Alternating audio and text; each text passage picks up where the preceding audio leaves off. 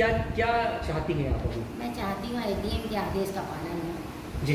जो हुआ वो घटना को, पिछली घटना को भूल जाए, बेटा अपने साथ ले जाए, बेटा बेटा बन के रहे, माँ माँ बन के रहे, सब अपने एक दूसरे के प्रति अपनी जिम्मेदारी निभाए, ताकि वो भी सुखी और मैं भी सुखी। जी, बेटे ने क्या अभी घर से निकाल दिया आपको? मैं पिछले 3 महीने से घर के बाहर हूँ। तो इस बीच बेटा मिलने नहीं आया?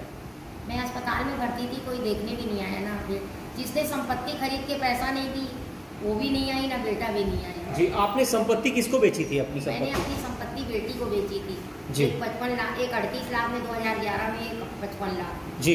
अगर कानून बना है कि दबंगाई करते हैं, बदतमीजी करते हैं, तो ऐसी सेल डीड निरस्त किया जाए, जिसका तमाम भार मैं आज आपके समक्ष मेरे सांसद महोदय को पावर ऑफ अथॉरिटी देती हूँ। अब इस केस को वो देखेंगे, वो लड़ेंगे, क्योंकि अब मेरे पैर जवाब दे दिए, मेरी हिम्मत जवाब दे दी, और अब मैं लड़ने में असमर्थ हूँ। मेरे पास कुछ भी नहीं है।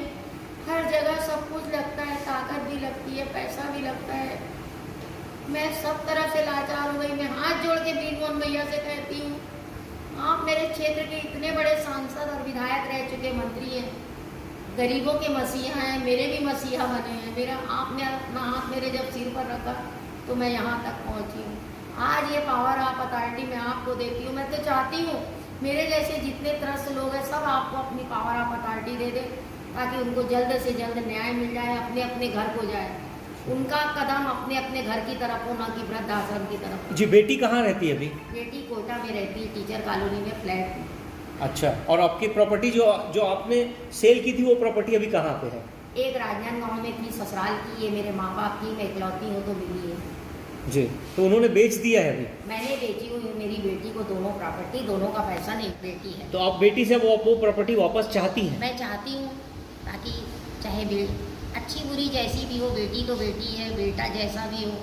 उसके 3 बच्चे हैं, ऊपर नीचे रहे, एक दूसरे के सहयोगी बने, और खुद का मकान हो, जो किराया बचे वो बच्चों के ट्यूशन में, कोचिंग में, पढ़ाई में, एक अच्छी ज़िंदगी जीने के काम। ठीक है। ये मेरा सपना है। दबंगाई करते हैं, मारपीट करते हैं। मैं अपनी बात रखूं या सभी लोगों के बोलूं जो आप तक नहीं पहुंच पाते, उनको न्याय नहीं मिलता, भटकते रहते हैं। मान्यवर एडीएम के आदेश होने के बाद, एडीएम के यहाँ 90 दिन का प्रावधान है, लेकिन हम जैसे लोगों को वहाँ 11 महीने लग जाते हैं, केवल भरण पोषण और रखने के लिए। संपत्ति माँ बेचती है, बेटा या बेटी खरीदते हैं, लेकिन हमें पैसा नहीं मिलता। उस पर भी कई लोग लड़ते रहते हैं, परंतु न्याय नहीं मिलता। न्याय इसलिए नहीं मिलता क्योंकि हमारी न्यायिक प्रणाली बहुत धीमी है। सीनियर सिटीजन एक्ट में माँ पेट में भी ऑक्सीजन देती है, और पेड़ भी ऑक्सीजन का काम करता है। माननीय प्रधानमंत्री नरेंद्र मोदी ने दूरदृष्टि दिखाकर जो परिचय दिया है वो ऐतिहासिक है, अद्भुत है और अनोखा है। उन्होंने एक पेड़ को माँ का नाम कुछ सोच के ही दिया है, और वाकई में पेड़ सबको ऑक्सीजन देता है, पर वो माँ वंचित हो जाती है उस ऑक्सीजन से जिसकी उसको जरूरत रहती है एक उम्र के आखिरी पड़ाव में। खाना पीना, कपड़ा, दवाई एक बुजुर्ग को भी लगता है, एक यंग को भी लगता है, एक बच्चे को भी लगता है। एक चपरासी, एक IAS से लेकर आतंकवाद से लड़ने की ताकत, एक उद्योगपति से लेकर व्यापारी बनने की ताकत एक माँ देती है। इस देश का प्रधानमंत्री भी एक माँ की ताकत के द्वारा ही वो बन पाया है और अपने लक्ष्य को पार कर पाया है।